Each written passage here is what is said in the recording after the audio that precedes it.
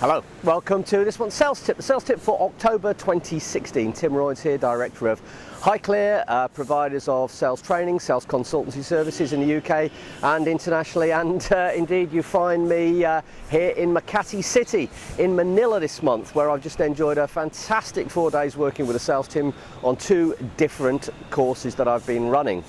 And a little bit about the Philippines first of all. Did you know that the Philippines, clearly, I think most people do, is not just one island, it's an archipelago. There's actually 1,701 islands in the archipelago, in an enormous number, which is the link into this month's sales tip.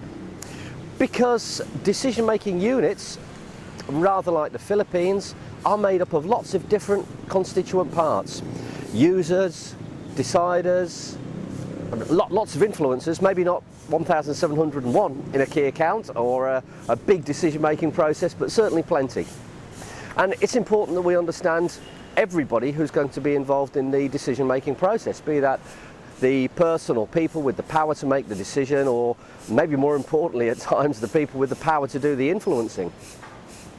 The group I've been working with in a discussion made a really important point, and it's this one small point and this individual question which I'd like to share with you. But just because it's an individual question and a small point doesn't mean that it's actually quite important. It is. They made the point that if you ask the question when you engage with somebody, is it you that's making the purchasing decision, the answer will always be yes, because it's the easy way to answer the question and nobody ever wants to lose face.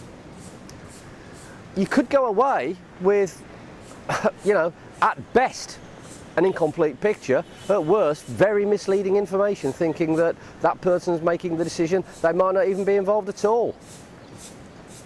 So try wording the question very slightly differently. Instead of asking, is it you who's making the decision, word it instead, who else is involved in the decision-making process?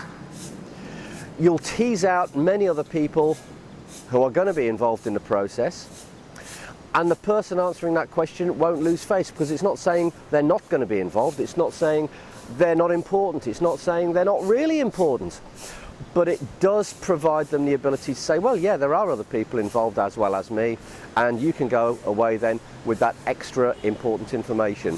Understanding all of the different people in the decision-making unit, all the different component parts of the decision-making process, a little bit like the 1,701 islands that make up the archipelago of the Philippines, although I don't think we'll ever have quite that many people involved in our decision-making process.